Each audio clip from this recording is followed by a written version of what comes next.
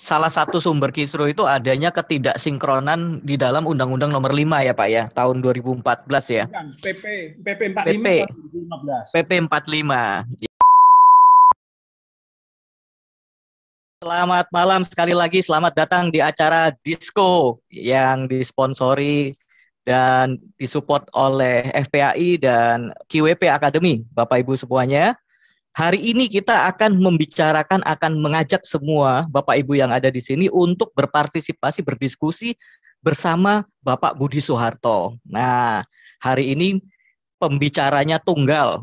So the floor, the stage is all for you, Pak. Jadi Bapak punya keleluasaan untuk membahas dan menjawab beberapa pertanyaan dari para peserta atau audiens yang datang malam ini ya, Pak Budi ya.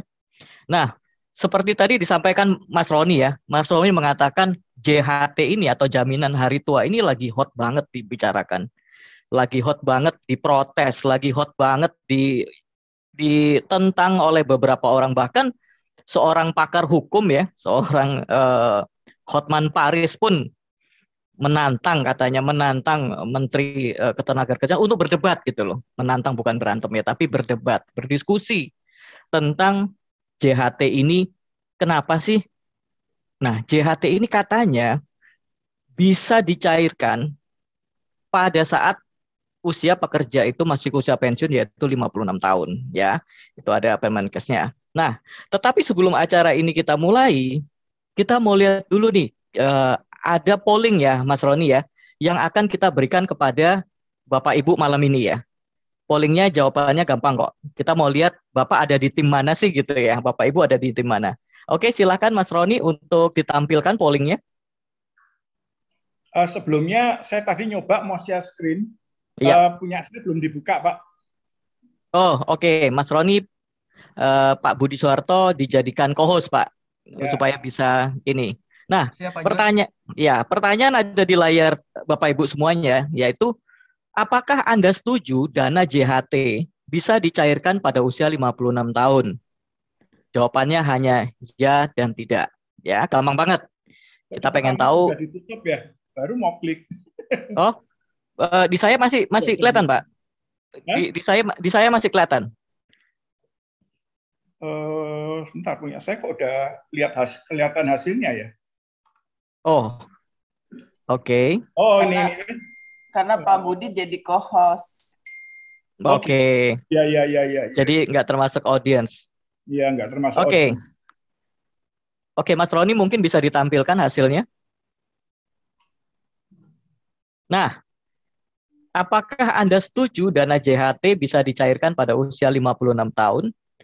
Mayoritas Pak Budi, mayoritas di sini mengatakan ya, mereka setuju. Bapak Ibu di sini semuanya setuju. Yang menjawab setuju itu 63%, yang tidak setuju hanya 38%. Ya. Jadi mayoritas yang ada di sini itu menjawab ya. Nah, saya nggak tahu nih apakah semua, karena di sini praktisi keuangan ya, praktisi financial planner, karena kita tahu juga mempersiapkan dana pensiun atau dana hari tua itu adalah salah satu area dari financial planning. Kalau kita praktisi atau yang sudah pernah mengikuti pendidikan financial planning, pasti setuju gitu ya. Sebenarnya tujuan pemerintah ini kan baik ya, untuk supaya para pekerja ini pada hari tuanya atau pada saat pensiun itu memiliki dana yang cukup ya. Cukup gak cukup itu relatif ya, tapi memiliki bekal lah, memiliki bekal untuk memulai masa pensiunnya ya. Itu adalah salah satu tujuan, dan menurut saya tujuannya itu mulia ya. Nah, permasalahannya adalah apakah isu ini tepat dikemukakan pada saat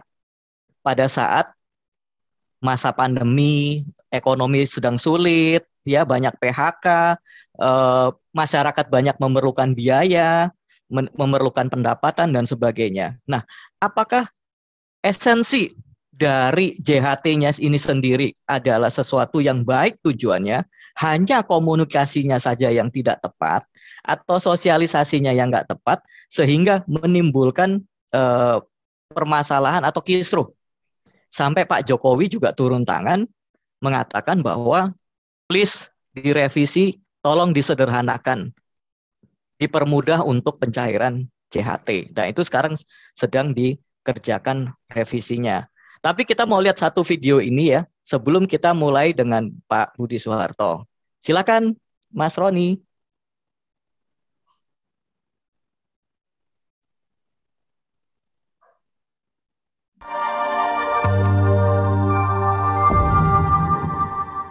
Aturan baru JHT tuai kontroversi. Sepekan lalu pemerintah baru saja mengeluarkan peraturan baru yang menyatakan bahwa jaminan hari tua atau JHT baru bisa dicairkan saat pemiliknya berusia 56 tahun. Tentu saja hal ini langsung ramai diperbincangkan halayak. Pasalnya, banyak yang merasa peraturan baru ini tidak memerhatikan kondisi masyarakat di tengah situasi pandemi saat ini. Banyaknya pegawai yang di-PHK di tengah situasi saat ini menjadikan JHT sebagai penopang kehidupan mereka sampai mendapat mata pencaharian baru. Dengan adanya peraturan baru tersebut, mereka yang mengalami pemutusan kerja dari perusahaan tentu akan merasa kesulitan dan harus menunggu lama sampai bisa mencairkan JHT. Yanuar Rizky, salah seorang pengamat ekonomi, memprediksi bahwa peraturan baru JHT ini diberlakukan akibat jumlah klaim yang terus meningkat berkenaan dengan banyaknya pekerja yang di-PHK di tengah situasi pandemi saat ini. Yanuar juga meminta agar pemerintah bisa segera membuat asuransi pengangguran atau jaminan kehilangan pekerjaan sebelum aturan baru JHT ditetapkan. Sementara, polemik tersebut juga memicu spekulasi dari Asosiasi Serikat Pekerja Indonesia akan adanya keterbatasan dana dan ketidakprofesionalan BPJS dalam mengelola dana nasabahnya.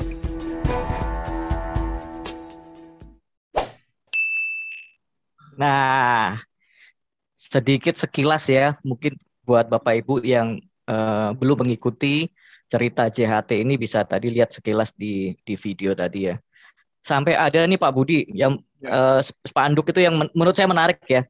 Yang kerja gue, yang capek gue, duit gue, kok situ yang mempersulit sih gitu loh.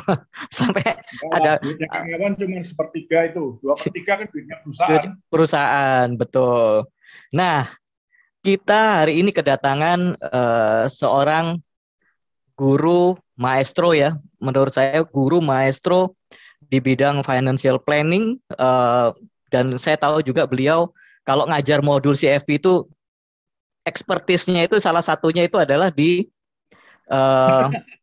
jaminan hari tua. Ya, di retirement planning gitu ya. Jadi kita tepat banget itu bertemu hari ini dan terima kasih Pak Budi untuk waktunya yang telah hadir ya hari ini.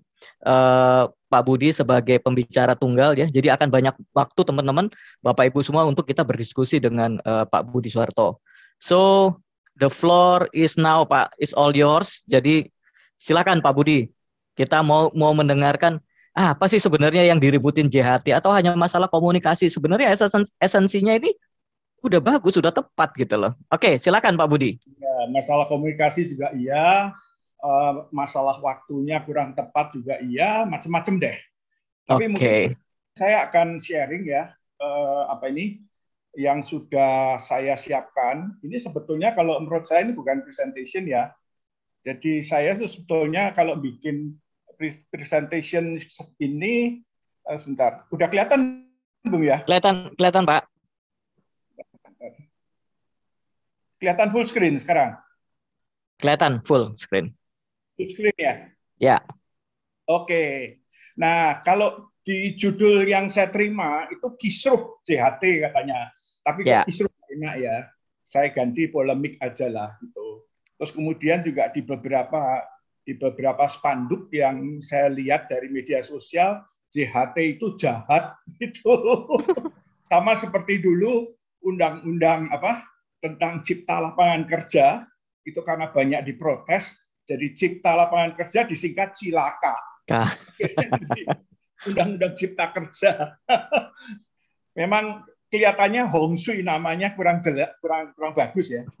Oke, jadi mungkin jadi nanti apa yang akan kita discuss ya, itu sudah saya ringkas di sini kira-kira di depan sambil ngumpulin teman-teman yang belum join, saya akan jelasin JHT itu apa, konteks gedenya apa, kapan boleh diambil sebetulnya.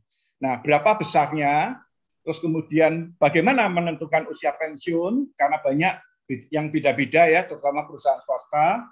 Terus kemudian keluarnya Undang-Undang Cipta Kerja, terus kemudian juga diwacanakan jaminan kehilangan pekerjaan baru ini ya, itu sebagai kompensasi. Dan terakhir apa sih bedanya BPJS jaminan pensiun di BPJS Ketenagakerjaan dengan DPLK ya. Yang bawah itu nanti itu cuma tanda tanya aja karena itu kasihan banget nasibnya. Nah, jadi mungkin saya akan kasih gambaran besar ya. Jadi program pensiun atau program hari tua, jaminan hari tua itu ada yang diatur oleh pemerintah dan ada yang disebut jaminan pensiun mandiri. Jadi JHT ini termasuk jaminan pensiun atau jaminan hari tua yang diatur oleh pemerintah. Yang jaminan pensiun mandiri itu adalah jaminan pensiun yang hitungannya ada di modul 4 CFP kita ya. Jadi kebanyakan itu bagaimana caranya kita orang per orang yang ingin menyiapkan dana pensiun sendiri, terutama untuk pekerja profesional seperti agen asuransi, terus kemudian lawyer, dokter dan sebagainya yang tidak bekerja dalam satu perusahaan tertentu ya, entah perusahaan pemerintah atau perusahaan swasta. Nah, jadi mereka program pensiunnya itu melalui DPLK paling tepat ya.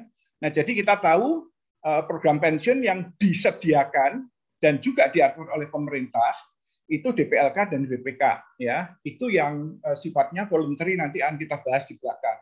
Sedangkan kita tahu ada 2 macam jenis jaminan pensiun yang disediakan oleh BPJS Ketenagakerjaan. Jadi JHT dan JP dari BPJS TK. BPJS TK itu singkatan dari BPJS Ketenagakerjaan. Itu berbeda dengan DPLK atau DPPK. Jadi duanya ini 2 hal yang berbeda. Cuman di BPK itu kita ikut rule dari pemerintah karena di DPPK ini pemerintah menyediakan benefit pajak untuk kita. Nanti akan kita bahas belakangan ya bagaimana. Nah, kemudian BPJS Ketenagakerjaan itu apa aja sih?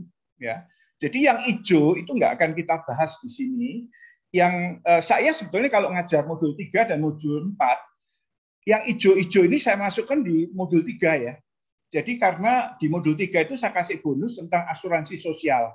Asuransi sosial itu materinya tentang jaminan kesehatan, yaitu BPJS Kesehatan, ditambah nomor 1, 2, dan nomor 6 dari BPJS Ketenagakerjaan. Ya, termasuk juga ada juga jasara harja itu yang kita harus bayar. Ya, itu semuanya termasuk asuransi sosial. Nah, kalau yang nomor 3, 4, dan 5 itu saya masukkan ke sebenarnya 3 dan 4 ya. 5 itu bisa bagian dari modul 3 maupun bagian dari modul tentang perencanaan hari tua ya, nomor 5. Nah, jadi tapi kita akan bahas 3, 4, 5 itu sore malam ini ya. Jadi posisinya ada di situ JHT itu. Dan apa bedanya JHT dan jaminan pensiun? Mari kita satu persatu gitu ya. Nah, ini sebetulnya kalau kita lihat ya, yang ada di modul 3 CFP kita, itu bahannya sih sebetulnya ya nggak ada sih ya. Bahannya sih dulu tambahannya masih berupa benefit-benefit yang kita dapat sebagai seorang karyawan dari Jamsostek ya. Tapi hari ini kan Jamsostek udah berganti nama dan berubah manfaatnya berubah menjadi BPJS Ketenagakerjaan. Jadi bedanya jaminan hari tua dan jaminan pensiun itu apa? Dua-duanya dikelola oleh BPJS TK. Bedanya kalau kalau JHT ya, bedanya kalau JHT itu berupa defined contribution. Jadi kalau di istilahnya dana pensiun itu yang sifatnya defined benefit. Defined contribution ya. Jadi iurannya yang pasti ya. Pastinya berapa? Yaitu setiap bulan dihitung dari upah ya. Itu pekerja dipotong 2% dari gajinya. At the same time pemberi kerja, bohir atau perusahaan di mana dia bekerja itu kontribut 3,7%. Jadi kalau ada spanduk itu kan uang kita enggak juga. Uang Anda hanya 1/3 aja ya. Karena 2/3-nya itu adalah dari pemberi kerja dan hasil pengembangan. Di mana kalau bekerjanya sudah lebih dari 5-10 tahun ya tentu hasil pengembangannya itu sudah besar sekali, ya. Terus kemudian besar manfaatnya gimana? Ya besarnya iuran yang disetor yaitu 5,7 dari upah itu, di mana upah ini setiap tahun akan naik, ya. Ditambah dengan hasil pengembangannya. Itu semua nanti yang disebut besar manfaat dan akan dibayarkan sekaligus pada saat masuk usia pensiun. Dibayarkan sekaligus pada saat masuk usia pensiun. Sama seperti manfaat pensiun DPPK, dana pensiun pemberi kerja, itu bisa defined benefit, bisa defined contribution.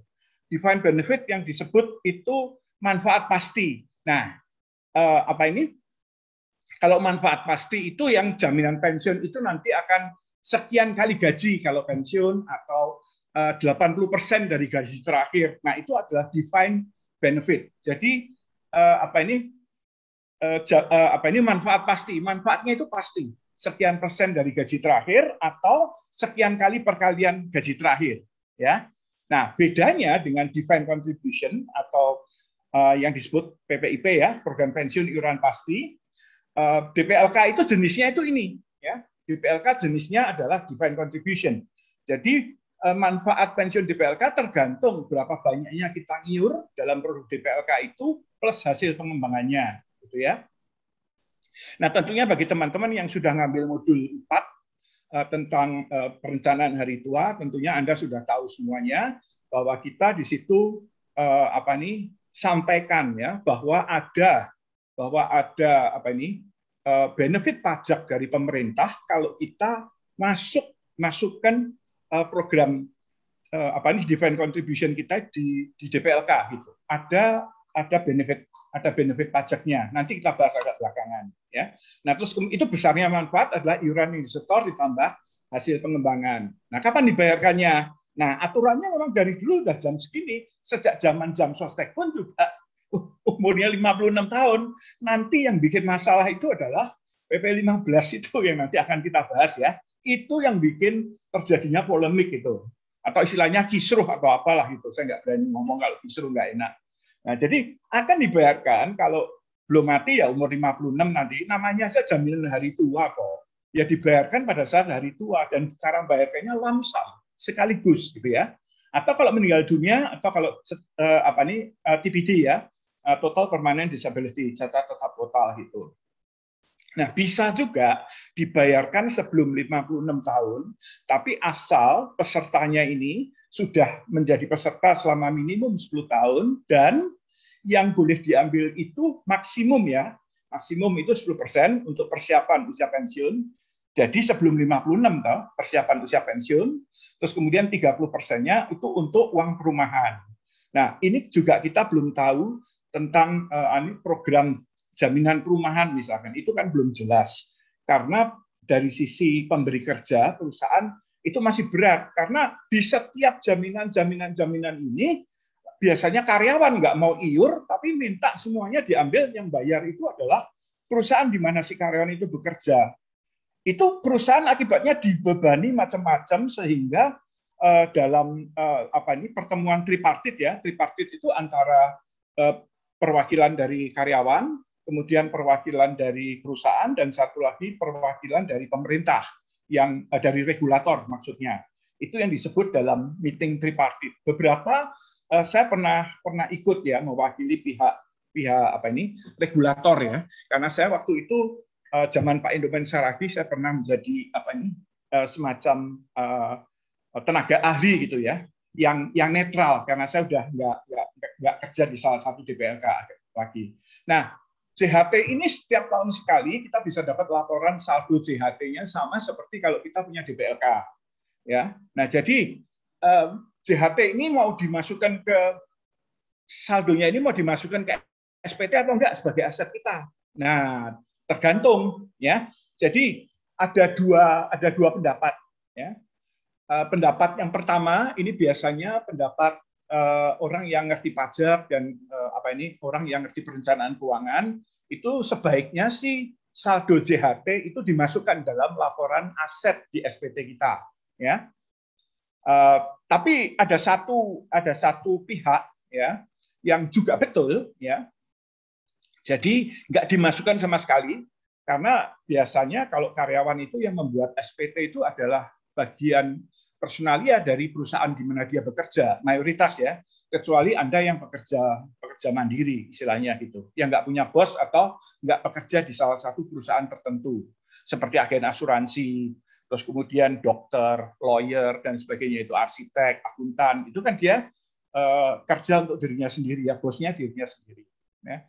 Nah, kita nggak repot kok. Kita mau lihat saldonya kan setiap tahun kita bisa minta gitu. Hari ini memang nggak dikirim secara apa ini lewat email maupun secara surat ya. Kalau dulu surat, kemudian lewat email. Sekarang kita diminta untuk melihat sendiri di aplikasinya BPJS Ketenagakerjaan. Di situ ada saldo JHT kita berapa gitu ya. Nah, ini tentang JHT. Nah, kita sekarang masuk ke jaminan pensiun. Jaminan pensiun itu kenapa kok di polemik tentang JHT ini nggak ikut-ikut campur ya? Karena JHT itu minimum pembayaran manfaatnya kalau sudah ngiur 15 tahun. Nah, sekarang tuh baru jalan 5-6 tahun, belum 6 tahun. Jaminan pensiun itu ya, dimulainya di 2016.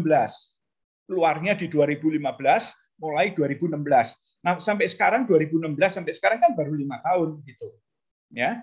Nah, akhir tahun ini akan jadi 6 tahun. Jadi manfaatnya itu belum dibayar, dan biasanya juga karyawan-karyawan lama yang terutama pegawai negeri yang bekerja di BUMN yang memberikan manfaat pensiun berupa manfaat pasti, berupa let's say pensiunnya nanti 80% dari gaji terakhir atau sekian belas kali dari gaji terakhir misalnya. Itu yang langsung. Tergantung BUMN-nya yang mana yang memberikan DPPK. Itu di DPPK gitu. Nah, jadi sekarang pun perusahaan-perusahaan terutama BUMN ya yang punya DPPK itu juga karyawan yang masuknya di tahun 2016 sampai ke sini itu DPPK-nya nggak dikasih lagi. Dikasihnya yang berupa iuran pasti. DPPK itu boleh menyelenggarakan iuran pasti, boleh menyelenggarakan manfaat pasti loh ya. Jadi karyawan-karyawan yang masuknya sebelum tahun 2016, jadi artinya sampai tahun 2015, itu akan mendapatkan benefit pensiun sama seperti yang dulu lama. Jadi kalau pensiunnya itu pensiun yang manfaat pasti, ya manfaat pasti. Nah, yang mulai tahun 2016 sampai ke sini, itu karyawan-karyawan baru, itu mereka nanti mulai ada jaminan pensiunnya dan nantinya akan terima 2, yaitu JHT dan jaminan pensiun gitu. Ya. Nah, sekarang manfaatnya. JP itu manfaatnya apa? Tapi ingat ya, manfaat ini nggak bisa diambil sekarang ya. Tapi sebetulnya kalau namanya jaminan pensiun, jaminan hari tua, ya dari namanya pun juga kita tahu bahwa ya diambilnya kalau sudah pensiun dong gitu. Jangan sebelum pensiun bisa diambil. Itu salah kaprah gara-gara PP 15 terus terang saya itu. Ya. Nah, waktu itu Menteri Tenaga Kerjanya masih Pak siapa itu Sapa Dakhiri, saya lupa depannya apa ya, lupa saya, Sofyan Dakhiri atau siapa, saya lupa, maaf. Jadi Menteri Tenaga Kerja sebelum ini sudah ini eranya Pak Jokowi gitu ya. Jadi manfaatnya jaminan pensiun itu untuk peserta pensiun sampai meninggal dunia. Ya, jadi ini sama seperti program manfaat pasti yang diterima 80% dari gaji terakhir ditambah inflasi, itu akan sampai meninggal dunia dan sampai istrinya meninggal dunia. Biasanya pada saat pensiun itu anak nomor 3 itu biasanya sudah lebih dari 21 tahun biasanya. Kan jaminan pensiun itu diberikan kepada suami karyawan, kemudian istrinya atau istri suaminya kalau suaminya nggak terima jaminan pensiun gitu. Dan anak-anaknya maksimum 3 orang, jadi anak pertama, kedua, ketiga, sampai umurnya 21. Di atas 21 nggak dapat lagi, gitu ya. Nah, nantinya akan diterima setiap bulan 40% gaji terakhir. Jadi beda dengan manfaat pasti yang asalnya dari DPPK lama. Itu biasanya 70-80% gaji terakhir. Tapi kalau JP ini, JP yang ada dari BPJS-TK ini 40% gaji terakhir. Ya. Jadi kepada janda dan dudanya sampai meninggal atau sampai menikah lagi. Nah ini juga repot, ya, untuk repot. Nah biasanya program pensiun itu sering dipermainkan gitu ya. Artinya termasuk pemerintah dipermainkan. Jadi kenapa kok saya ngomong dipermainkan? Karena menikahnya itu nggak benar-benar menikah, menikahnya cuma di atas kertas. Mohon maaf, saya bukan mau ngomong sara dan sebagainya sebelumnya. Untuk teman-teman kita yang Muslim, itu kan diperkenankan memiliki istri lebih dari satu. Jadi let's say, kejadiannya seperti ini. Jadi pada saat memasuki usia pensiun, atau pas pensiun, umur 55, 56, atau berapalah gitu umur pensiunnya, si ayah ini yang jadi karyawan, itu menikahi keponakannya biasanya. Keponakannya yang umurnya masih 17 tahun sebagai istri kedua. Tapi dia menikahnya di atas kertas saja secara legal. Sehingga dia bisa memberikan kopi dari nikah KUA ini kepada BPJS-TK sebagai istri kedua yang sah gitu. Nah, kalau karyawannya masih umur 55 60 gitu, kemudian menikahi ponakannya yang umurnya masih 17 18 tahun ya. Itu kan si keponakan ini kan meninggalnya masih lama toh. Jadi dia akan tetap terima benefit pensiunnya gitu. Nah, ini yang sering ngomong, sering dinakalin gitu. Ya, sering dinakalin. Itu juga menjadi sebab kenapa kok perusahaan-perusahaan asuransi multinasional ya, AIA, Allianz, kemudian AXA dan sebagainya yang besar-besar itu kok nggak memiliki produk anuitas gitu loh. Ya. Dulu zaman saya pensiun dan menikmati uang pensiun saya, itu saya lewatkan Bumi Putra atau Jiwasraya. Kalau sekarang mana berani gitu. Ya. Oke. Terus kemudian kalau pesertanya cacat itu ada berapa density-nya? Density itu keparahan cacatnya ya. 80% udah akan langsung dibayarkan, ya. Terus kemudian juga kepada anak-anaknya maksimum 2 anak sampai umur 23. Nah, ini juga aturan baru. Kalau aturan yang lama di DPLK itu maksimum 3 anak sampai umur 21 atau 23 saya lupa gitu ya. Atau kepada orang tua yang menjadi ahli waris peserta lajang. Jadi kalau peserta lajang itu misalkan karyawan umurnya masih 20-an, 30-an gitu ya. Tapi dia sudah lebih dari 15 tahun umurnya, jaminan pensiunnya akan diberikan kepada orang tua yang menjadi ahli waris peserta lajang ini. Nah, besarnya iuran berapa? 1% pekerja, 2% perusahaan. Sekali lagi, ini program JP ini munculnya di 2015, mulai berlaku 2016. Perusahaan kena beban lagi. Nah, kenapa? Artinya pekerja itu dipotong 2% untuk yang JHT, 1% untuk jaminan pensiun. Itu sudah otot-ototan di meeting tripartit itu. Ya, meeting tripartit itu meeting dari tiga pihak yang akan membayar atau merasakan manfaatnya. Nah, itulah bedanya JHT sama jaminan pensiun. Nah, kemudian saat ini saya waktu bikin slide ini itu kira-kira di bulan April atau Maret tahun lalu, ya. Karena sebetulnya JKP ini atau jaminan kehilangan pekerjaan itu sudah dirancang lebih dari setahun yang lalu, ya. Dan saya pun juga karena saya juga outsider, tapi yang masih dianggap sebagai perwakilan mau ngomong ahli kok ya nggak enak ya, kok rasanya kemelinti itu apa sok gitu ya. Jadi saya dianggap pihak netral, tapi yang ngerti dan sudah lama berkecimpung di dunia ini gitu saat itu. Jadi that's why apalagi di Kadin saya waktu itu kan mewakili kompartemen ketenagakerjaan dan kesehatan ya. Kemudian hanya kesehatan saja dan hari ini saya sudah nggak menjadi pengurus Kadin lagi mulai tahun ini. Nah, jadi manfaat JKP itu kalau Anda kehilangan pekerjaan itu hanya dibayarkan 6 bulan aja. Asumsinya dalam 6 bulan itu Anda harus cari dong pekerjaan lagi. Nah, kalau kita financial planner, kalau Anda kehilangan pekerjaan disitulah dana darurat Anda harus mesti pakai. Nah, dana darurat itu kan setelah dana darurat itu Anda pakai, Anda mesti ngisi terus dana darurat itu sampai dia jangan sampai habis gitu. Kalau habis ya sudah, karena dana darurat dalam financial planning kita itu adalah ceritanya adalah berapa lama, berapa bulan Anda bisa hidup kalau Anda nggak dapat gaji lagi, Anda nggak dapat penghasilan lagi. Itu kan esensial dari dana darurat kita. Nah, tapi berapa banyak teman-teman di luar sana yang ngerti pentingnya dana darurat itu berapa banyak gitu. Ya, saya nggak yakin kalau sampai 5%. Kurang dari 5% yang ngerti pentingnya dana darurat. Apalagi yang punya dana darurat. Itu di bawah 2% itu perkiraan saya gitu.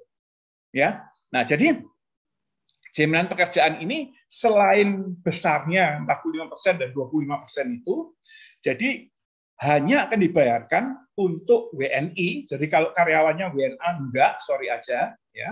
Karyawan WNA masih dapat ya BPJS Kesehatan, mereka bisa dapat BPJS Kesehatan.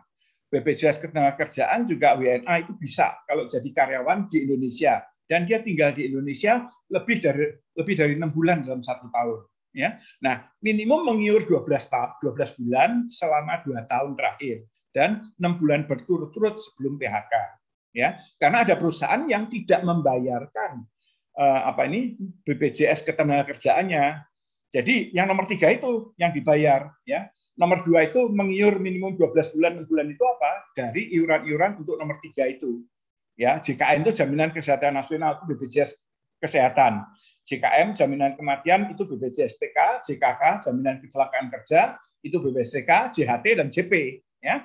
Terus usia maksimum juga 54 tahun dan mempunyai hubungan kerja yang tetap gitu.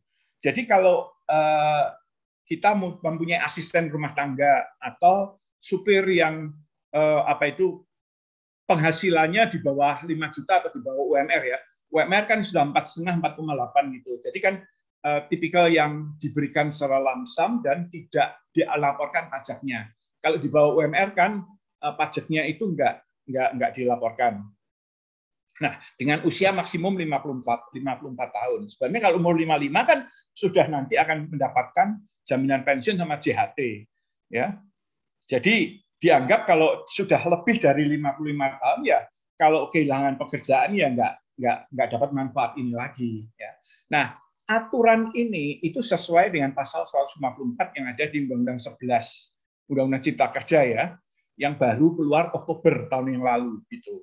Nah, ini manfaat JKP. JKP ini sekarang belum berjalan gitu, ya. Nah, nanti saya akan cerita sekarang kita masuk ke polemiknya ini. Saya masuk ke polemiknya, ya. Masalahnya adalah polemiknya itu adalah kapan boleh diambil. Nah, ini yang repot, ya. Maksudnya usia pensiunnya itu kapan? Nah, kalau kita lihat itu di PP 45 tahun 2015. Sorry, bukan PP 15 ya. PP 45 tahun 2015 pasal 15 ya. Itu usia pensiun itu diatur gini. Nah, PP 45 ini PP yang ngaco kalau menurut saya ya. Karena macam-macam gitu. PP ini dikeluarkan tanpa menyelaraskan dengan aturan-aturan usia pensiun yang ada sebelumnya ya. Sebelum ini mari kita lihat ya, itu usia pensiun yang berbeda-beda itu di Undang-Undang 5 Nomor 5 tahun 2014, artinya setahun sebelum peraturan pemerintah, dan ini peraturan pemerintah bukan undang-undang. Tentunya undang-undang itu levelnya lebih tinggi daripada peraturan pemerintah. Ya. Nah, Undang-Undang Nomor 5 tahun 2014 tentang aparatur sipil negara, ya, karyawan BUMN, itu diperkenankan staf admin itu umur pensiunnya 58 dan pejabat tinggi itu 60. Bahkan kalau profesor sampai 65 kalau nggak salah. Yang jelas di atas 60 kalau itu profesor ya. Kelihatannya supaya profesornya jangan pensiun. Kalau pensiun kan gampang pikun ya, gampang pikun itu gampang sakit dan gampang mati. Nah itu itu menjurusnya ke sana. Nah kalau karyawan swasta itu berdasarkan PP peraturan perusahaan dan PP itu apa ya, kalau PP itu peraturan perusahaan, kalau PKB itu pernyataan atau ya kesepakatan kerja bersama, itu kerja bersama ya. Kerja bersama gitu. Jadi ini istilahnya tergantung masing-masing perusahaan swastanya gitu. Nah, apa sih peraturan perusahaan itu apa sih? Itu biasanya buku kecil yang masing-masing karyawan itu dikasih. Kalau Anda karyawan pasti tahu lah, ya. Karena biasanya setiap 3 tahun atau paling lama 5 tahun itu peraturan itu diganti. Isinya apa di situ? Jam kerja itu ditentukan dari Senin sampai Jumat misalkan. Ada kalau yang Sabtu harus masuk ya di situ ditulis gitu ya. Terus jamnya jam berapa? Jam masuk kerja jam berapa? Jam pulang kerja jam berapa? Peraturan untuk apa? Peraturan untuk dapat cuti ya. Peraturan cuti itu hak karyawan cuti itu berapa? Terus kemudian juga termasuk juga beberapa misalkan kalau ada aturan seragam yang harus dikenakan, terus kemudian kalau disciplinary misalkan dapat SP1, SP2, kalau SP3 itu bisa PHK dan sebagainya. Dan aturan-aturan kapan dapat SP1, SP2, SP3 itu semuanya ada di peraturan perusahaan. Nah, jadi ada aturan-aturan itu yang sebetulnya pencipta PP 45 ini tahu harusnya. Ya. Nah, kenyataannya setelah PP 45 itu sekarang ini belum dicabut, ya, itu ternyata sekarang usia pensiun itu beda-beda gitu. Mayoritas, mungkin 90% ya karyawan swasta, itu tetap memilih 55 tahun usia pensiun. Kenapa? Karena kalau jadi makin cepat karyawan pensiun makin baik gitu, supaya rata-rata umur karyawan aktif itu nggak terlalu tua gitu. Kan kalau terlalu tua itu macam-macam ya. Terlalu tua itu biasanya makin tua itu makin ngeyelan, makin susah diatur, makin merasa bahwa aku itu lebih tua, kamu yang muda mesti nurut aku gitu ya. Macam-macam gitu ya. Orang tua itu biasanya kan seringnya flashback gitu ya, mengingat kejayaan waktu masih masa mudanya gitu. Itu satu. Kemudian kedua, kalau perusahaan ini beli asuransi kesehatan komersial, kan lebih mahal preminya, ya. Nah, jadi karyawan perusahaan swasta itu mayoritas memilih usia pensiun itu sesuai dengan usia Undang-Undang Nomor 13 tentang ketenagakerjaan yang heboh itu dulu, ya. Sekarang sudah nggak heboh lagi, tapi Undang-Undang 13 tentang ketenagakerjaan tahunnya lupa, 2005 atau 2008, itu adalah undang-undang ketenagakerjaan yang sangat memberatkan pemberi kerja. Itu zaman menterinya masih Pak Yaakob Muawiyah, mendiang Pak Yaakob Muawiyah. Zamannya Gus Dur atau Ibu Mega saya lupa ya. Nah, jadi menurut aturan itu dan kita di modul kita tentang pensiun masih diajar usia pensiun normal itu 55 tahun. Terus kemudian ada usia pensiun dipercepat itu boleh 45 tahun dan usia pensiun yang ditunda maksimum 65 tahun. Ya aku nih apal karena tiap bulan itu nggak tahu berapa kali ngajarkan modul tentang hari tuanya si FP ini gitu. Nah, tapi kita tahu bahwa jadi sekarang hari ini itu beberapa pegawai negeri terutama itu pensiunnya udah umur 58 tahun loh. Bahkan artinya itu JHT itu hanya bisa diambil kalau umurnya udah 58 tahun. Tapi ya memang sampai 58 tahun itu masih kerja kok. Nggak dipensiunkan gitu. Ya, nggak dipensiunkan. Lah kenapa? Saya masih ingat karena waktu itu saya waktu masih di kompartemen ketenagakerjaan di Kadin itu adalah negara-negara yang tadinya usia pensiunnya 55 tahun, itu negara-negara yang kuno gitu ya. Jadi kenapa usia pensiun normal waktu itu kok 55 tahun? Karena di Indonesia itu lapangan kerja itu terlalu banyak suplainya gitu. Banyak orang yang main kerja. Nah, kalau orang itu diperkenankan kerja sampai umurnya 60-65 tahun gitu, nanti kan yang muda-muda yang mau kerja itu nggak dapat kerjaan gitu loh. Jadi negara-negara yang masih baru, dalam tanda kutip, baru itu artinya merdeka sebelum tahun 70 ya, itu kebanyakan umur pensiunnya 55. Tapi dari tahun 70 sampai sekarang, itu usia pensiun sudah disesuaikan di negara-negara itu ya. Termasuk Malaysia. Malaysia itu merdekanya itu nggak jauh dari kita, Agustus 45 juga, ya. Terus kemudian juga Singapura pecah dan sebagainya, itu kan tahun 50-an, bukan tahun 40-an.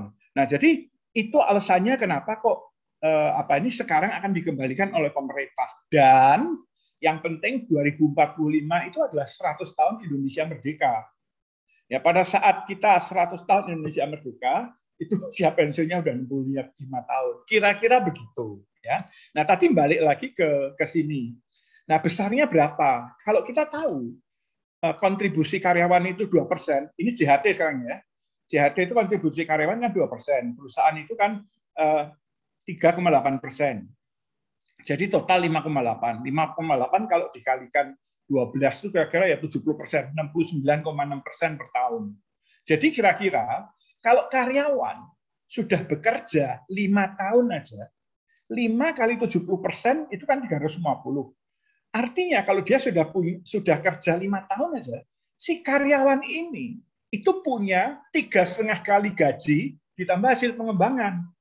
Apa nggak keblinger ngelihat besarnya JHT-nya itu di masa-masa yang sekarang lagi susah dapetin duit itu, apalagi yang di PHK. Sedangkan pemerintah itu untuk PHK itu belum jelas solusinya. Sebetulnya sudah jelas ya, cuma belum diberlakukan kan.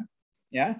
Nah, kemudian tadi saya sudah jelaskan penentuan usia pensiun sesuai PP 45 tahun 2015 gitu. Nah, di Undang-Undang Cipta Kerja tahun 2021 itu juga aturannya lain lagi. Di sini nggak ngatur usia pensiunnya berapa dan sebagainya, tapi ngatur PHK gitu. Yang disebut PHK itu apa gitu. Nah, karyawan itu tadi akan terima jaminan kehilangan pekerjaan JKP kalau PHK-nya itu sesuai dengan Undang-Undang Cipta Kerja tahun 2021 loh. Ya. Nah, perusahaan-perusahaan kecil yang kalau PHK dia mesti ngasih pesangon, dan pesangon yang ada di Undang-Undang Cipta Kerja tahun 2021 ini cukup gede loh ya. Tapi karyawan banyak yang nggak tahu ya. Begitu lihat aturannya, kalau Anda udah kerja lebih dari 10 tahun aja, Anda bisa dapat pesangon plus penghargaan masa kerja itu lebih dari 10 tahun, 10 bulan gaji loh. Rata-rata 15 bulan gaji. Lah kan gede.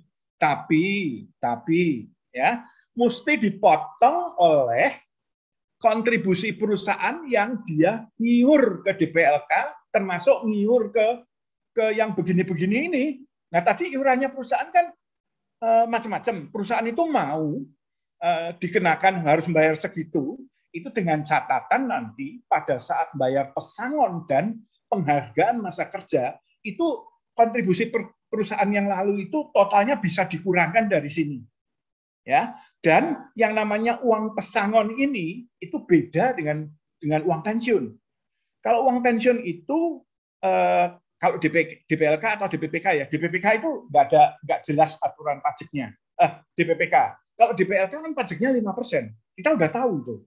Jadi artinya untuk seorang agen asuransi yang Anda penghasilannya setahun lebih dari 500 juta atau sebulan lebih dari 48 juta, Anda kan sudah kena pajak yang 30%.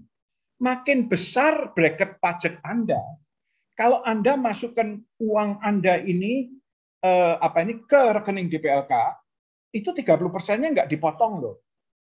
Dan nanti pada saat nantinya pensiun, itu potongannya pajaknya cuma 5%. Itu pun di atas 50 jutanya. 50 jutanya free of tax gitu. Lah ini kan banyak yang nggak tahu. Ya, jadi beberapa CFP yang kalau di semua kelas saya selalu jelaskan ini. Karena banyak sekali yang nggak tahu. Terutama kan mereka kan mayoritas yang saya ajarkan agen asuransi. Nah, agen asuransi itu nggak tahu.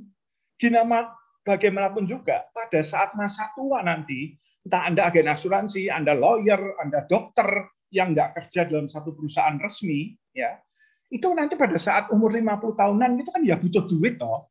Kenapa kok nggak ditabung dari sekarang melalui produk DPLK ini? Nah, hari ini teman-teman saya dulu, ya sebetulnya anak buah saya itu mau jualan DPLK kepada company udah susah. Karena perusahaan juga ngapain? Wong DPLK sekarang boleh nggak kok gitu loh. tadinya diwajibkan untuk yang punya karyawan lebih dari 50 atau 100 orang lama-lama gitu. Ya, sekarang enggak, sifatnya voluntary. Nah, DPLK ini sekarang hanya bisa jualan kepada pekerja profesional yang istilahnya pekerja mandiri, yang nggak kerja dalam satu perusahaan, yang nggak dapat benefit-benefit ini. BPJS Kesehatan mesti bayar sendiri, BPJS Ketenagakerjaan juga, kalaupun mau bayar lewat asosiasi, nggak bisa bayar perorangan gitu. Ya, nah itu semuanya diatur di Undang-Undang Cipta Kerja. Nah, JKP ini sudah disiapkan aturannya. Aturannya bahkan sebelum Undang-Undang Cipta Kerja itu keluar Oktober tahun lalu. Nah, jadi waktu itu kenapa kok pemerintah itu memperkenankan mulai dari tahun 2015 itu pemerintah itu memperkenankan JHT itu bisa diambil. Kenapa pemerintah memperkenankan bisa diambil? Terus sekarang itu nanti mulai aturan yang akan rencananya itu keluar di Maret tahun ini, yang polemik ini terjadi, itu ceritanya nanti nggak boleh diambil, bolehnya nanti setelah umur 56 tahun. Gitu. Nah, tadinya boleh. Mulai 2015 sampai hari ini aturannya itu boleh. Gitu. Nah, karyawan sekali dikasih benefit yang enak menurut mereka, sekarang benefit itu mau diambil, diganti sesuatu, pasti beberapa, nggak semua pasti, ya, nggak semua. Ya terutama yang muda-muda dan yang kehilangan pekerjaan dan yang memang butuh duit gitu ya, apalagi yang nggak punya dana darurat, itu pasti merasa sesuatu yang sudah dimiliki ini kok diambil lagi oleh pemerintah gitu. Nah, jadi sebetulnya yang bikin polemik ini juga adalah PP 45 ini. Ini zamannya Pak Jokowi loh. Waktu itu Menteri Tenaga Kerja namanya Hanif Dakiri, Pak Hanif Dakiri. Nah, zamannya dia. Jadi terlalu mencela-mencela. Pikirnya mau mengatur usia pensiun yang sampai 65 itu. Tapi lupa bahwa Undang-Undang Nomor 5 yang staf admin bisa 58, pejabat tinggi bisa 60, profesor 65, itu belum dicabut. Terus karyawan swasta juga masih tergantung perusahaannya masing-masing. Nah, jadi sebetulnya yang bikin ini polemik itu ya PP 45 ini. Gitu. Ya, dan bagaimanapun juga, kalau benefit itu menyangkut karyawan ya, itu sekali dikasih, itu kalau mau diambil lagi itu jangan harap loh. Pasti kalau nggak sampai di demo itu jangan harap itu. Tadi saya sudah jelaskan bahwa BPJS TK itu program wajib, ya. Sedangkan DPLK itu voluntary. Nah, DPLK hari ini karena mereka udah susah untuk cari anggota corporate lagi, karena anggota corporate sudah berat dibebani BPJS TK, itu pun ada JP, ada JHT, itu dibebani yang lain-lain. Nanti bakalnya ada jaminan perumahan dan sebagainya. Yang saat ini belum. Ya, jadi ya mana mau dia ngasih DPLK. Hari ini DPLK itu hanya bisa jualan ke perusahaan besar, ya, kebanyakan multinasional yang mau memberikan benefit DPLK itu sebagai tambahan dari jaminan pensiun dan jaminan hari tua. Nah, saya akhiri dengan pertanyaan terakhir yang paling bawah. Nah, terus kalau untuk pekerja non formal bagaimana? Nah, hari ini itu pekerja yang masuk di usia angkatan kerja, yang disebut angkatan kerja, itu sekitar 150 jutaan dari 270 juta penduduk kita. Sisanya adalah yang sedang nggak kerja dan yang belum kerja, anak-anak yang masih sekolah dan yang masih kecil, dan sebetulnya usia produktif tapi karyawan itu nggak mau kerja. Nah, itu total itu ada 100 juta lebih. Nah, sekarang pekerja non formal itu total 150 jutaan. Dan yang masuk dalam hubungan kerja resmi itu hanya sekitar 40%. 40% dari 150 juta, yaitu hanya 60 juta. Jadi kira-kira mungkin hari ini sudah sekitar 70 jutaan lah ya, udah naik ya. Karena BPJS TK kan sekarang mulai diwajibkan. Saat itu mulai enggak. Ya anggap aja separuh lah, 75 juta itu ada hubungan kerja. Jadi sekitar 75 juta ini adalah pekerja non formal. Dia udah cari duit, misalkan jual goreng-gorengan sebagai entrepreneur, ya. Jadi dia nggak bekerja sama orang lain, tapi buka warung sendiri dan sebagainya. Nah, pekerja-pekerja ini kasihan kan? Mereka itu nggak dapat fasilitas kayak yang didemo-demokan oleh yang namanya karyawan. Padahal sebetulnya kita ini hormat banget kepada non formal. Dia mengurangi pengangguran. Dan dia itu nggak mau dapat penghasilan yang diatur sama karyawannya.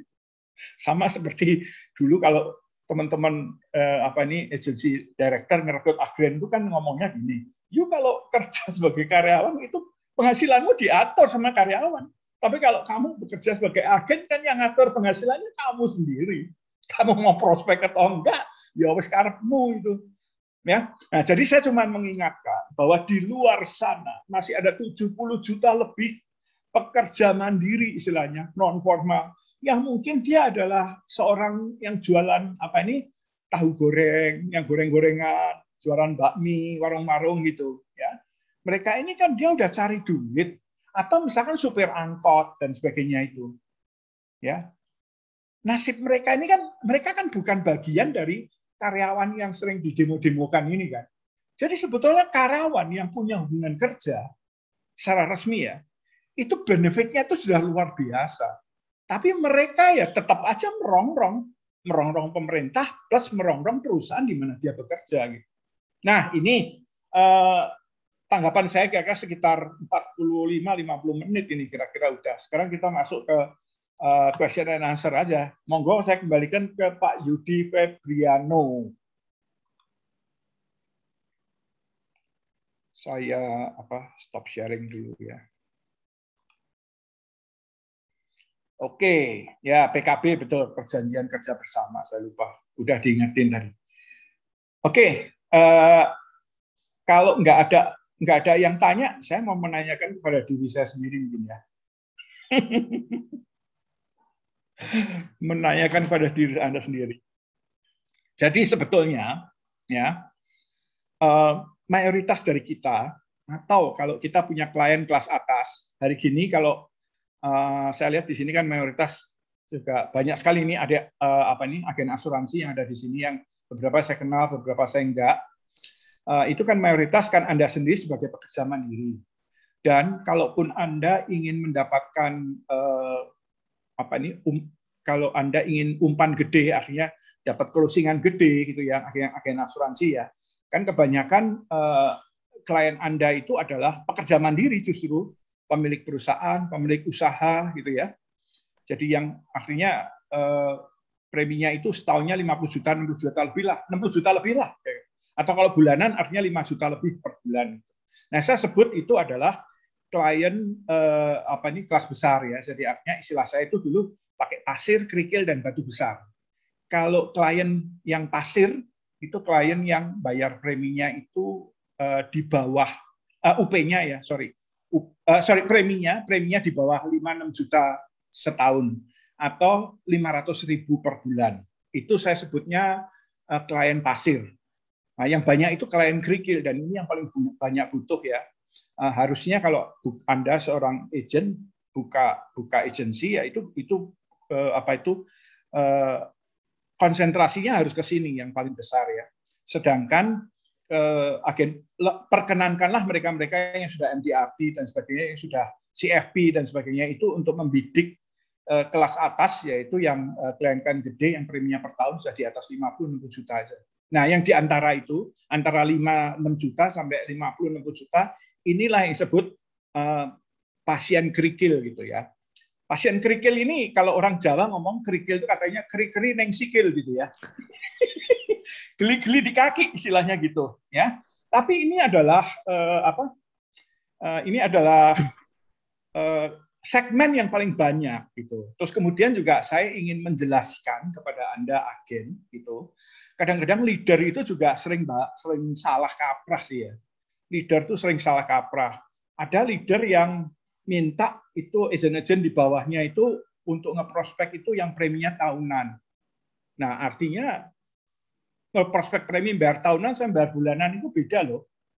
Dan cara prospectingnya pun juga berbeda. Ya, kalau Anda ya ngeprospek klien ini ya. Klien itu premi setahunnya 10 juta aja lah gitu ya. Kalau premi setahun 10 juta itu UP-nya ya at least 1 M lah gitu ya. Atau bahkan kurang dari 1 M ya kalau ridernya komplit. Jadi kalau bayar preminya itu 10 juta aja, ya. Sekarang prospek itu penghasilan sebulannya berapa? 15 juta gitu? I don't think so. Seenggak-enggaknya dia gajinya 20 atau 25 juta. Kalau dia penghasilannya 15 juta, make sense nggak coba? Karyawan nih ya, penghasilan 15 juta, Anda prospek preminya 10 juta sebulan. Dalam satu bulan dalam setahun, si karyawan ini penghasilan 15 jutanya itu 10 jutanya dipakai untuk bayar premi asuransi. Make sense nggak? Hidup dia hanya sisanya 5 juta itu. Harusnya sih enggak. Artinya apa? Kalau Anda ngeprospek untuk premi tahunan, itu artinya secara nggak sadar, Anda sudah menaikkan level penghasilan prospek Anda. Tapi, kalau seorang karyawan, gajinya, jadi misalkan gini ya, dia Anda prospek dengan premi bulanan 1 juta sebulan. Nah, untuk karyawan yang gajinya antara 10 juta sampai 15 juta per bulan, masih affordable kan? Dan orang-orang yang gajinya di sini ini, antara 10-20 juta ini, itulah yang dia, kalau dia nggak punya polis asuransi, keluarganya kasihan itu, kalau dianya sampai ada apa-apa. Oke, itu tambahan dari saya ya. Ya, ada hubungannya sedikit ya. Iya, Pak. Hubungannya sedikit. Bonus dari Pak Budi. Ya. Oke. Ternyata ada yang tanya nih, ini kok ada yang baru nih. Oh, cuman dari Pak Yudi. Atau Pak Yudi sendiri mau nanya nih? Iya, oke. Tadi mau nanya di unmute tuh. Unmute-nya nggak bisa dilepas. Oke, terima kasih Pak Budi. Kita berikan tepuk tangan yang meriah dong untuk Pak Budi ya, yang malam ini udah luar biasa sekali, singkat, padat, jelas. Padahal kita masih pengen mendengarkan full versi. Kalau full versi jadi modul 4 nih ya Pak ya, retirement planning ya, jadi retirement planning ya, luar biasa sekali Pak Budi ya. Ya kita berikan applause yang paling meriah untuk Pak Budi. Nah, tadi kalau kita lihat ya dari penjelasannya Pak Budi, ternyata salah satu sumber kisruh itu adanya ketidaksinkronan di dalam Undang-Undang Nomor 5 ya Pak ya, tahun 2014 ya. PP 45 2015. PP 45 ya, yang itu yang nggak sinkron gitu ya dengan PP yang barusan dikeluarkan di tahun ini gitu ya. Jadi menimbulkan kisruh. Nah, Pak, kalau Bapak diminta pendapat nih oleh masyarakat atau pemerintah, sebaiknya ini kan sebenarnya masalahnya sudah teridentifikasi dan ada masalah komunikasi juga.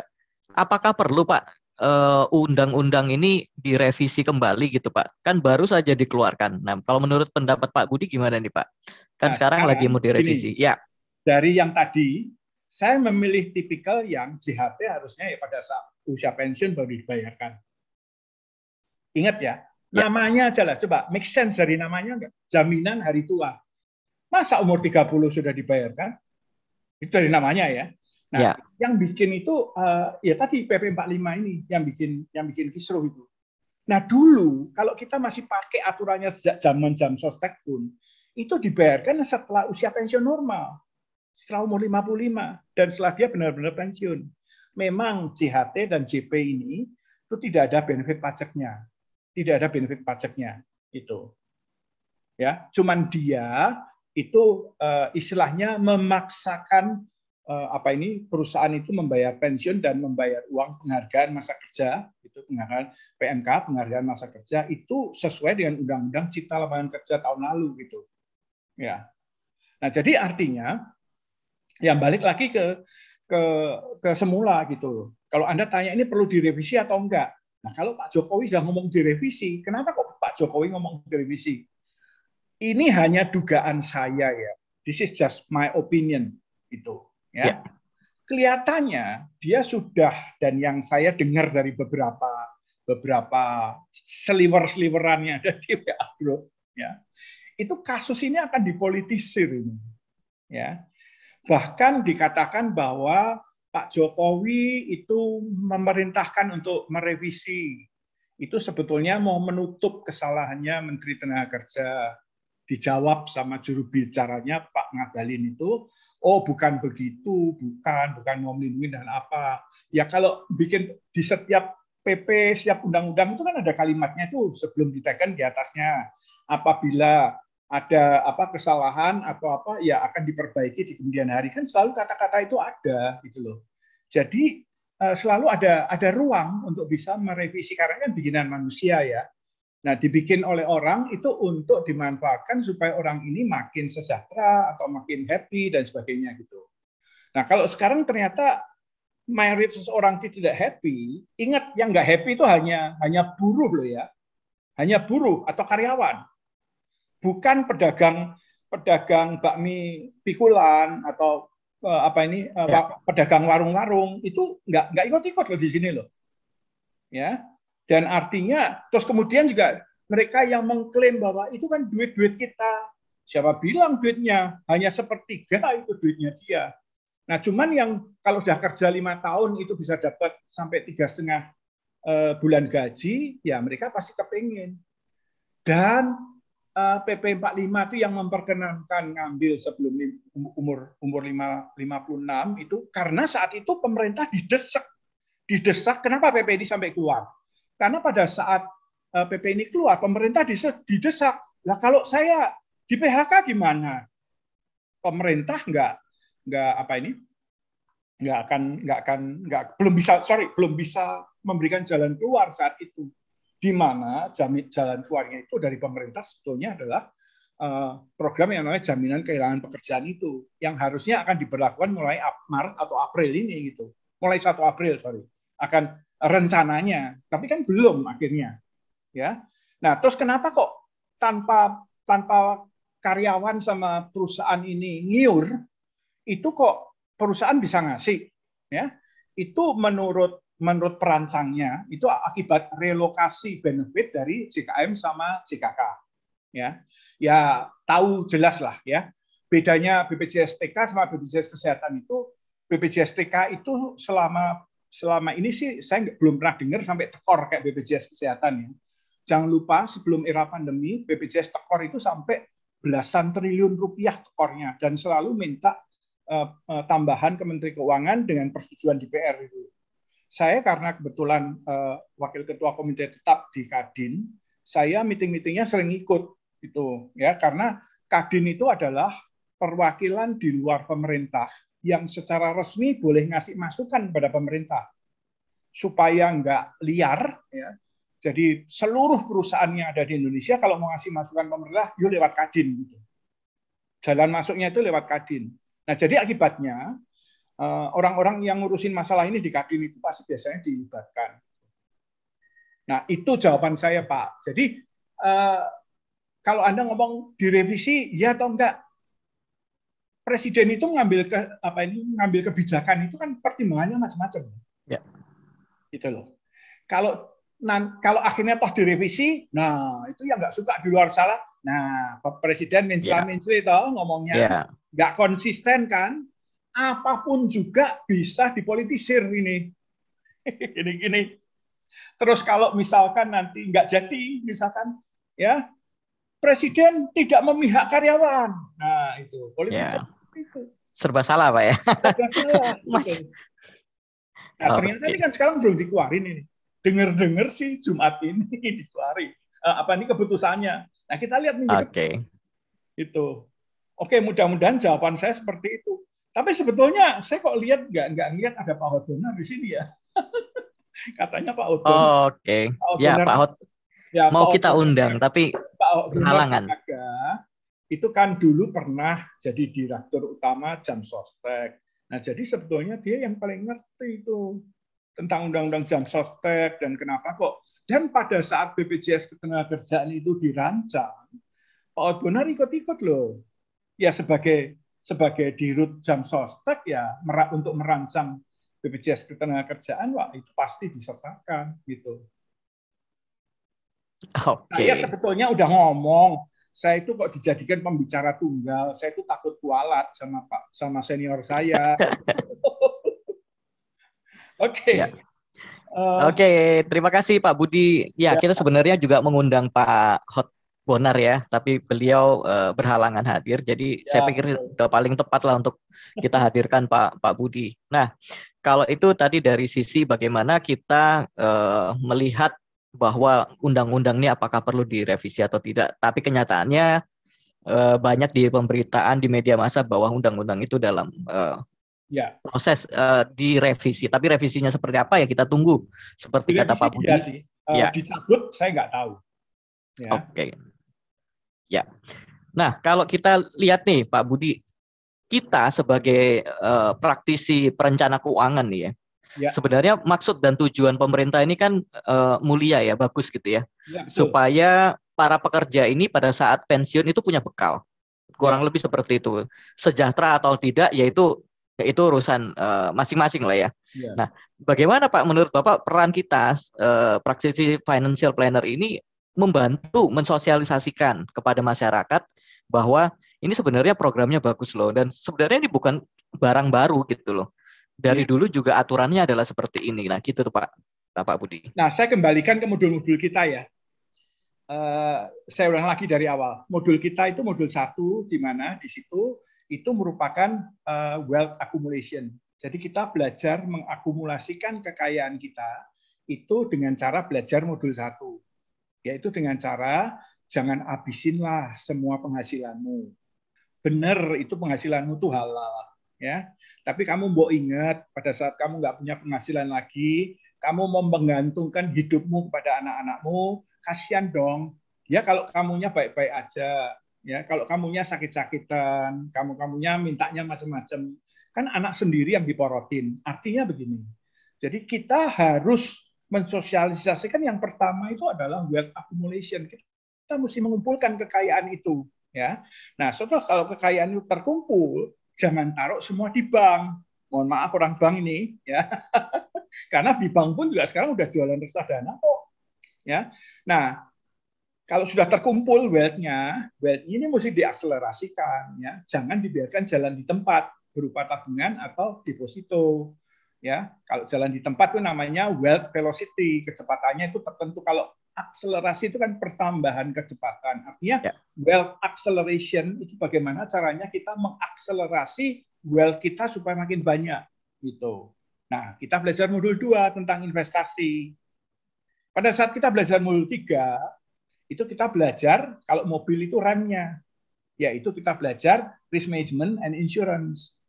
Jadi kalau investment itu gasnya, ngegas supaya dapat return setinggi-tingginya. Kalau modul 3 ini kita belajar, jangan lupa keahlian pakai rem gitu ya. Hati-hati, kita mesti kadang-kadang jangan terlalu optimis gitu. Ada risiko di luar sana yang kita mesti pertimbangkan. Itulah sebabnya kita sebut wealth. Modul 3 itu adalah wealth protection. Nah, sedangkan modul 4 itu dasarnya kan wealth distribution. Kalau kita belajar pajak, itu kita pada dasarnya bagaimana kita ikut mendistribusikan sebagian dari kekayaan kita. Itu kita berikan kepada pemerintah untuk pemerintah itu ngatur negara. Istilahnya, kalau kita itu PT, ya pemerintah itu adalah pemegang saham yang nggak pernah ngasih setoran modal ke PT kita. Tapi dividennya mesti kita bayarkan berupa pajak itu. Ya tergantung you kena bracket berapa persen. Nah, terus kemudian kalau jaminan perencanaan hari tua atau retirement planning, itu bagaimana kita mendistribusikan sebagian dari wealth kita hari ini, jangan dinikmati semuanya. Kita distribusikan untuk kita nikmati nanti di hari tua, pada saat kita sudah income-nya berkurang, atau jauh berkurang, atau bahkan tidak punya income sama sekali. Nah, sedangkan kalau asset planning, atau apalah namanya, legacy planning lebih tepat kali ya. Legacy planning itu tentunya bagaimana kita mendistribusikan kekayaan yang sudah kita kumpulkan tadi di modul 1 ya, kekayaan yang sudah kita kumpulkan ini. Toh kalau kita mati kan nggak kita bawa pergi kan duit itu. Kita lahir kita nggak bawa apa-apa, kita pulang juga nggak bawa apa-apa. Nah, selama kita hidup kita menghasilkan apa-apa. Nah, sebelum kita meninggal, kita distribusikan yang baik supaya satu, anak-anak nggak ribut. Kedua, itu kalau punya perusahaan atau usaha itu bisa langgeng, ya, bisa langgeng. Mungkin kalau nggak punya anak atau anaknya itu nggak bisa mengelola perusahaan, ya serahkan aja ke profesional atau dijual perusahaannya dan sebagainya. 'Tapi ini kan bagian dari legacy planning, ya. Nah, jadi sama seperti kalau kita halnya kita hari ini bahas jaminan hari tua, itu pada dasarnya kita itu kalau bisa, gimana caranya kita bisa menikmati, sebetulnya saya ada grafik yang paling bagus itu. Saya punya grafik income sama pengeluaran itu.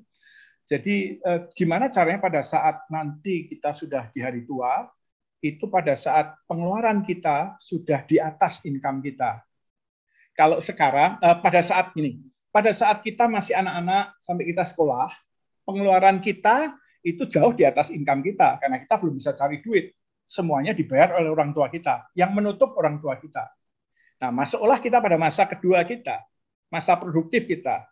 Masa produktif kita itu di mana kita sudah mempunyai penghasilan. Kita sudah punya penghasilan dan pasti kita ada pengeluaran kan. Nah, di modul 1 kan mengajarkan Anda sisihkanlah dari penghasilanmu ini, jangan Anda keluarkan semuanya. Anda sisihkan untuk nanti Anda nikmati di periode yang kedua. Periode kedua ini pada dasarnya pada saat orang sudah penghasilannya berkurang atau tidak berpenghasilan sama sekali, masih hidup, ya. Bahkan kalau tua sakit-sakitan itu perlu obat dan sebagainya, itu kan pengeluarannya bisa lebih besar daripada penghasilan. Nah, hasil kita menyisihkan di masa produktif ini untuk kita nikmati di masa tua nanti supaya tidak tergantung kepada anak-anak kita. Nah, itulah prinsip dari benefit perencanaan hari tua, itu prinsipnya seperti itu. Nah, JHT kan juga begitu prinsipnya. Dari seluruh gaji yang Anda terima, karyawan, janganlah Anda nikmati sekarang. Gitu. Terus kemudian juga masalahnya adalah mereka itu nggak pernah tahu yang namanya dana darurat. Nah, ini sebetulnya terpanggil kepada kita sekalian untuk bisa memasyarakatkan apa itu dana darurat. Gitu. Tapi juga kadang-kadang terus terang ya, saya juga banyak ngasih kritik kepada teman-teman perencana keuangan ini tentang dana darurat ini. Kenapa orang tuh malas mempunyai dana darurat? Karena kita yang perencana keuangan ini ngomong bahwa dana darurat itu nggak boleh Anda investasikan di sini. Harus ditaruh di tabungan atau deposito gitu. Lah kan kalau returnnya sedikit ya mana orang mau gitu loh. Ditakut-takutin, itu harus dana yang bisa diambil sewaktu-waktu. Kalau bisa semua di tabungan. Lah hari gini tabungan itu dapat berapa? Tahapan BCA itu sudah 0,5%. 0,05%. Aduh, bukan 0,5% lagi. Per tahun. Kurang ajar nggak coba? Anda punya saldo rata-rata 100 juta. Bunganya cuma nggak sampai 5.000 perak sebulan. Biasanya kalau ada 100 juta itu at least dapatnya itu biasanya at least 80-90 ribu loh. Hari ini nggak sampai 5.000. Yang paling keterlaluan tahapan BCA sih. Yang lainnya masih ya keterlaluan tapi nggak seketerlaluan tahapan BCA gitu. Ya. Nah, jadi balik lagi dana darurat ini tadi. Sekarang orang punya kartu kredit. Plafonnya itu dana darurat atau bukan?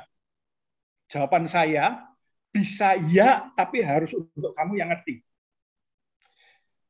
Kenapa saya juga tetap masih punya plafon kartu kredit yang bisa saya pakai? Ya, kalau saya ke luar negeri, daripada saya mbak uang tunai kalau ada apa-apa di luar negeri, ya kalau ternyata saya sakit, saya kecelakaan, saya ada apa duit yang butuh, atau misalkan dapat gantau, dapat sabetan gitu, yang saya pikir ini bayar bunga kartu kreditnya lebih kecil daripada cuan yang akan saya dapat, saya pakai pasti.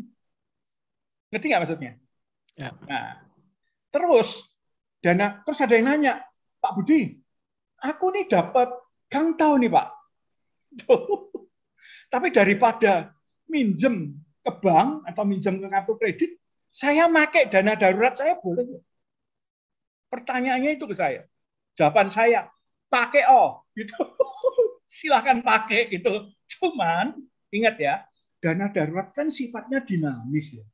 Dana darurat itu kalau sudah kita pakai, ya harus kita kembalikan lagi. Artinya jangan misalkan kita kehilangan pekerjaan. Kita pakai dana darurat itu untuk hidup kita. Setelah itu ya mesti cepat-cepat cari kerjaan supaya mungkin dana darurat itu nggak diambil lagi. Sudah berkurang sih, tapi cari kerjaan itu ya kalau bisa sesuai dengan penghasilan semula toh. Gitu. Nah, nanti gimana caranya dana darurat itu bisa dikembalikan ke semula. Dana darurat itu sifatnya kan sifatnya itu dinamis gitu, bisa naik, bisa turun. Ya. Nah, cuman patokan bahwa itu 3 kali gaji, 3 kali penghasilan atau 3 kali pengeluaran, 6 kali atau 9 kali itu kan tergantung. Biasanya kalau masih single 3 kali cukup. Kalau sudah berkeluarga, pasangan muda belum punya anak itu 6 kali. Kalau sudah punya anak 9 kali. Kalau anaknya sudah pada mentas 6 kali aja. Kan begitu. Ya, saya kembaliin kayak gitulah. Ya, saya cuma mau menggelitik. Saya kalau dikasih waktu suruh ngomong itu bisa nggak selesai. Pak Yudi silakan kalau mau ditutup gitu. Oke, terima kasih Pak. Saya sampai terpesona ya dengerin pemaparannya Pak Budi ya. Nah, Bapak Ibu, kita sebagai seorang praktisi perencana keuangan ya, nah, kita yang tergabung dalam FPAI juga ya Pak Budi ya. Apa yang telah disampaikan, yang telah disajikan, dipaparkan, ini adalah sebuah media untuk edukasi ke masyarakat juga. Nah, untuk itu terima kasih untuk materinya Pak Budi, kita udah rekam dan sekarang FPAI itu memiliki YouTube Pak. Jadi hebat. Ya, nanti mungkin Bu Olivia bisa menuliskan linknya, silahkan follow. Bagi rekan-rekan yang tidak sempat nonton ya live hari ini diskusi dengan Pak Budi, bisa nonton di YouTube-nya. Dan saya harapkan ini juga bisa menjadi semacam corong kepada masyarakat, mengedukasi masyarakat bahwa tidak selalu yang namanya JHT itu tidak jahat kok gitu loh. JHT itu tidak jahat, tapi sebenarnya maksud dan tujuannya itu sangat mulia. Siapkan kita membekali para pekerja itu nanti kalau usia pensiun itu adalah uangnya gitu loh untuk memulainya. Tapi saya mau kasih kesempatan dulu kepada para audiens yang ada hari ini tentang tadi ada link pooling ya. Link pooling itu ada 38% nih Pak Budi yang mengatakan tidak setuju JHT itu diambil pada usia 56 tahun. Nah, bagi para audiens tadi yang memilih tidak setuju, boleh nih yang mau komentar. Ya, boleh diberikan komentarnya Pak. Sanggahannya atau semacam sharing, boleh, kita akan mendengarkan. Ya, kalau yang setuju tadi ya sudah oke sama Pak Budi gitu ya, sudah dipaparkan. Nah, bagi yang 38% ini mungkin ada salah satu, salah dua yang bisa mewakili kenapa nih nggak setujunya gimana nih? Mungkin ada pandangan lain nih Pak Budi. Iya, betul. Silakan. Kalau masih bersama dengan kita ya. Nah. Silakan. Pak Muhammad Irsyad. Ini udah unmute nih kalian ya. Silakan Pak. Langsung di unmute lagi. Atau saya nanya deh ke Pak Yudi. Boleh Pak. Itu tadi materi disko yang sudah di YouTube-kan itu akan mulai dari disko yang pertama atau enggak? Oh oke. Nah ini dalam proses pengerjaan nanti kita bikin kayak semacam modul-modul gitu Pak. Jadi orang juga bisa lebih enak. Bukan nggak mungkin kita akan buat karena kita semuanya udah recording ya tentang unit link, tentang JHT. Ya, nah itu nanti akan kita upload semuanya di YouTube. Jadi ini adalah salah satu bentuk partisipasi peran dari FPAI ya untuk bisa lebih mencerdaskan insaf katanya kalau Pak bilang insaf gitu ya. Indonesia sadar finansial gitu ya. Supaya lebih sadar, lebih cerdas, nggak asal ngamuk-ngamuk gitu ya. Kalau ada ketentuan atau peraturan yang baru diberikan kepada masyarakat. Nah, sepertinya linknya sudah ada ya. Wah, oke link. Ya nanti kita akan share ya di media sosial. Minta bantuan Pak Budi juga nanti supaya bisa membantu kita mendistribusikan link dari YouTube supaya kita bisa belajar ya semacam e-learning gitu loh nanti di dalam YouTube itu ya.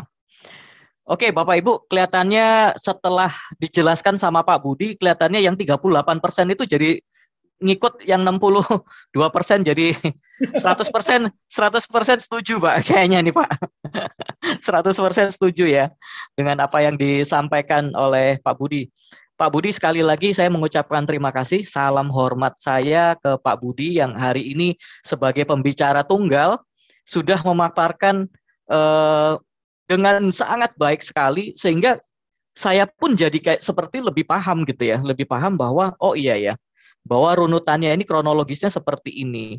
Kenapa jadi kisruh? Oh ada penyebabnya juga. Nah sekarang saya jadi malah terbersit gimana caranya kita sebagai praktisi perencana keuangan ini mengedukasi menjadi menjadi jembatan kepada masyarakat untuk sebenarnya persiapan dana pensiun itu perlu loh.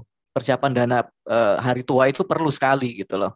Nah, terima kasih saya mengucapkan kelihatannya ini semuanya tidak ada yang bertanya ataupun menyanggah Pak Budi ya dengan apa yang dipaparkan Pak Budi. Kalau Bapak Ibu belum puas dengan pemaparannya Pak Budi dan belum mengikuti kelas CFP, silakan ikut kelas CFP. Yang ada Pak Budi yang ngajar modul 4 ya. Modul 4 ada Pak Budi ya. Oke, teman-teman yang ingin tadi yang di-share sama Ibu Elvia apa ya? Jadi itu tulisannya kok Ibu Olivia juga itu Instagram KWP. Ya. Instagramnya KWP ya. Tapi di Instagram itu kan nggak bisa terlalu lama kan. Nah berarti akan di YouTube ya. YouTube-nya apa, Instagram-nya apa gitu aja. Kelihatannya KWP-nya Instagram-nya KWP, YouTube-nya FPAI Pak. Saya kurang tahu nih. Ya.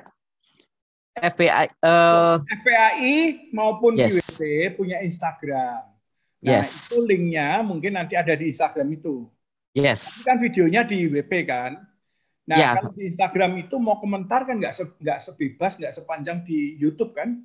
Di YouTube itu kalau mau komentar yang menyanggah, mendukung, atau mau kasih ide yang lain, itu kan kalau di YouTube enak sekali itu ngasih komentarnya.